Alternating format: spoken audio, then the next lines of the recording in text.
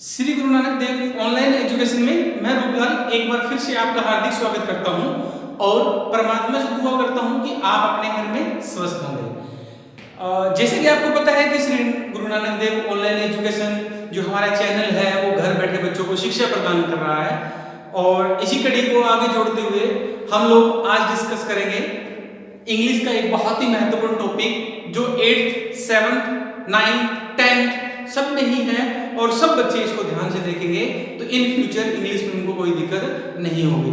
तो इस चैप्टर को शुरू करने से पहले मैं आपको बता दूं कि जिन स्टूडेंट्स ने इस चैनल को सब्सक्राइब नहीं किया वो सब्सक्राइब करें, लाइक करें, शेयर जरूर करें। सब्सक्राइब करने से क्या होगा कि आपको घर बैठे ही दूसरे जो वीडियो है वो उसकी अपडेट टाइम टू टाइम मिलती रहेगी। तो अब हम बात करेंगे आज का जो बहुत महत्वपूर्ण टॉपिक है एक्टिव एंड पैसिव वॉइस। अब हमें पता होना चाहिए कि एक्टिव क्या है और पैसिव क्या है। एक्टिव क्या है? एक्टिव ऐसे सेंटेंस होते हैं, एक्टिव सेंटेंस ऐसे सेंटेंस होते हैं जिसका तुरंत प्रभाव होता है। जैसे कि कोई भी तुरंत कोई चीज आती है तो उसे हम एक्टिव कहते हैं।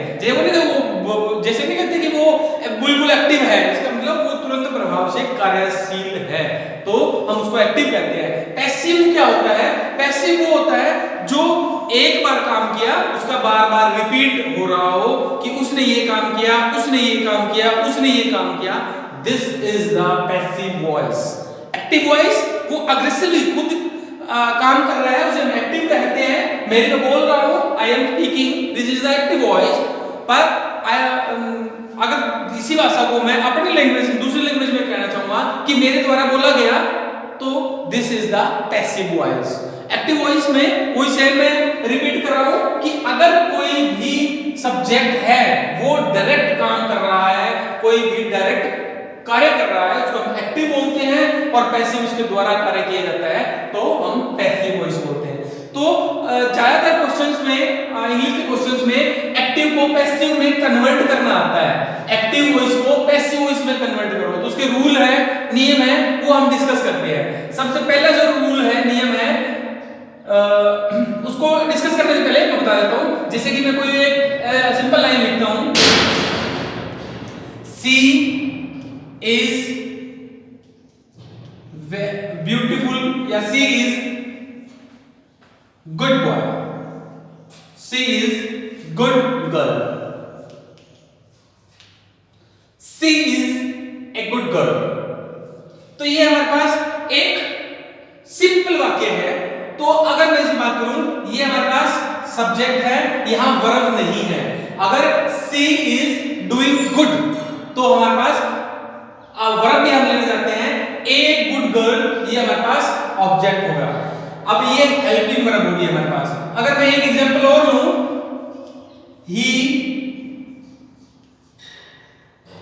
डज गुड,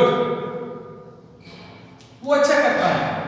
तो ही क्या हमारे पास सब्जेक्ट हो गया, डज क्या हो गया हमारे पास वर्ब हो गई और ये क्या हो गया ऑब्जेक्ट हो गया। तो कोई भी सेंटेंस है वो सब्जेक्ट वर्ब और ऑब्जेक्ट से बनता होता है। अगर हमारे पास कोई सिंपल सेंटेंस है वो भी। तो मैं क्या कहना चाह रहा हूं कि एक्टिव से पैसिव वॉइस बनाते समय हमें किन किन रूल और नियम का ध्यान रखना पड़ेगा। सबसे पहला जो नियम है वो है कि सब्जेक्ट को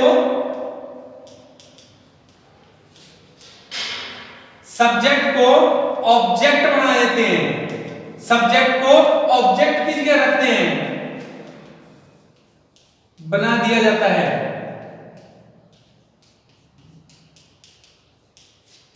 दूसरा है फिर ऑब्जेक्ट को सब्जेक्ट बनाएंगे, ऑब्जेक्ट को सब्जेक्ट बना देते हैं, सब्जेक्ट की जगह रखते हैं। तीसरा जो रूल है, जब भी सब्जेक्ट को ऑब्जेक्ट और ऑब्जेक्ट को सब्जेक्ट बनाते हैं तो जब बढ़ने के बाद जो ऑब्जेक्ट बन जाता है हमारा, उससे पहले बाई का प्रयोग करते हैं, बाई का प्रयोग किया जाता है। ये रूल है, नियम है, वो आपको पता होना चाहिए। इसका बाई का प्रयोग किया जाता है। और सबसे जो महत्वपूर्ण बात है वो पैसिव वॉइस के अंदर हमेशा V3 वर्ब की थर्ड फॉर्म का प्रयोग करते हैं। वर्ब की थर्ड फॉर्म का प्रयोग किया जाता है, कभी भी फर्स्ट और सेकंड फॉर्म का प्रयोग नहीं होगा, हमेशा ही वर्ब की थर्ड फॉर्म का प्रयोग किया जाता है। ये बिल्कुल बेसिक से रूल है, वो हमें यहाँ फॉलो अप करने पड़ेंगे। कुछ एक और रूल है वो मैं डिस्कस करता हूं। ये रूल सब्जेक्ट को ऑब्जेक्ट, ऑब्जेक्ट को सब्जेक्ट, बाई का प्रयोग और V3 का प्रयोग किया जाता है। कुछ एक और रूल है वो मैं बताता हूं क्या है।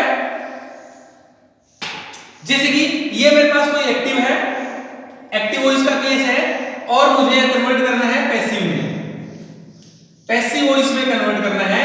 तो अगर हमारे पास यहां वर्ब की फर्स्ट फॉर्म आ जाए, वर्ब की फर्स्ट फॉर्म आ जाए तो पैसिव वॉइस में हमें क्या करना है, is am are plus V3, हमेशा V3 लगाना पड़ेगा।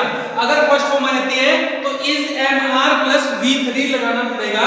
और अगर हमारे पास यहां डू डज आ गए तो भी हम is am are plus V3 लगाएंगे। डू डज प्रेजेंट टेंस को, प्रेजेंट इंडेफिनिट टेंस को प्रेजेंट कंटीन्यूअस तो नहीं कहेंगे, परंतु जहां प्रेजेंट इंडेफिनिट टेंस आ जाता है वहां हम लोग is am are plus V3 लगाएंगे। अब अगर बात करें हमारे पास इज एम आर आ गया तो हम क्या करेंगे, ये रूल लिख लेना, कॉपी में नोट कर लेना, तो ही आपको समझ में आ पाएगा। इज एम आर आ जाए तो हम क्या करेंगे, इज एम आर की जगह इज एम आर ही रखेंगे, बट साथ में हम बीइंग लगा देंगे, बीइंग प्लस V3, क्योंकि ये is am are continuous tense में आते होते हैं तो वर्ब की फर्स्ट फॉर्म के साथ आईएनजी भी लगाएंगे प्लस V3 भी लगाएंगे। अब अगर हमारे पास, अगर इनके अलावा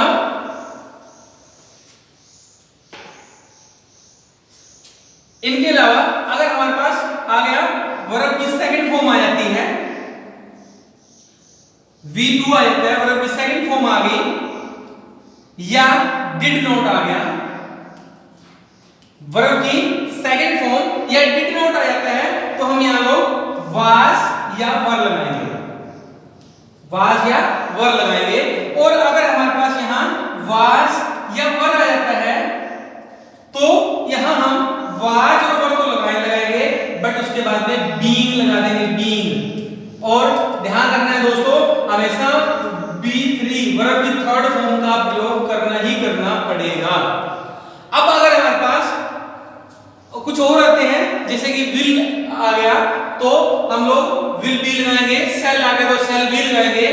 और अगर हमारे पास आ जाता है हैज या हैव आता है तो हैज बीन या हैव बीन लगाएंगे, वो हम आगे आगे डिस्कस करते रहते हैं।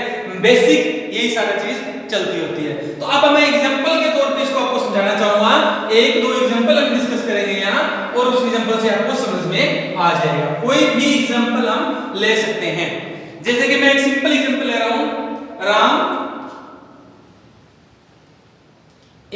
राम लिखूंगा kills the snake, Ram kills the snake. अब क्या है हमारे पास, ये क्या है, सब्जेक्ट है, ये हमारे पास वर्ब हो गया और ये क्या हो गया, ऑब्जेक्ट हो गया। तो मैंने क्या रूल पढ़ा था कि ऑब्जेक्ट को सब्जेक्ट और सब्जेक्ट को ऑब्जेक्ट बनाएंगे तो द स्नेक है उसको पहले लेके आएंगे, तो यहां हम लिख देंगे द स्नेक, द स्नेक।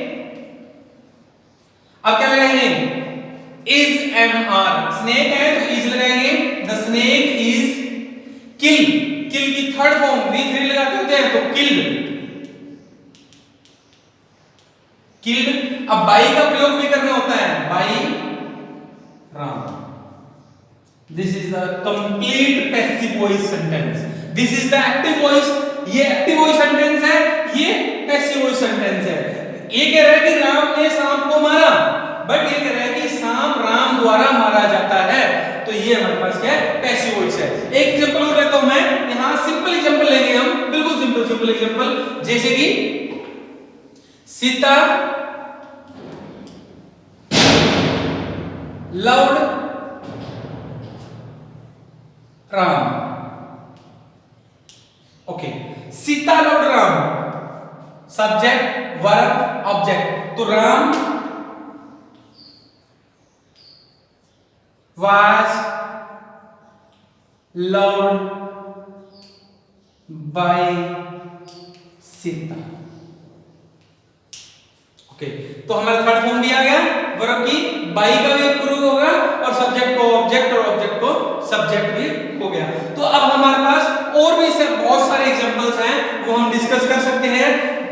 तो रूल यही है कि सब्जेक्ट को ऑब्जेक्ट, ऑब्जेक्ट को सब्जेक्ट बनाना है, V3 का प्रयोग करना है और बाई का प्रयोग करना है। मेन रूल, मेन बेस जो है एक्टिव एंड पैसिव वॉइस का यही है। तो मैंने अपनी तरफ से पूरी कोशिश करी है कि आपको समझ में आए। फिर भी अगर आपको कोई और दिक्कत परेशानी है तो आप मुझे कमेंट में पूछ सकते हैं और कमेंट में आपको इसका आंसर दूंगा। जय हिंद, जय भारत।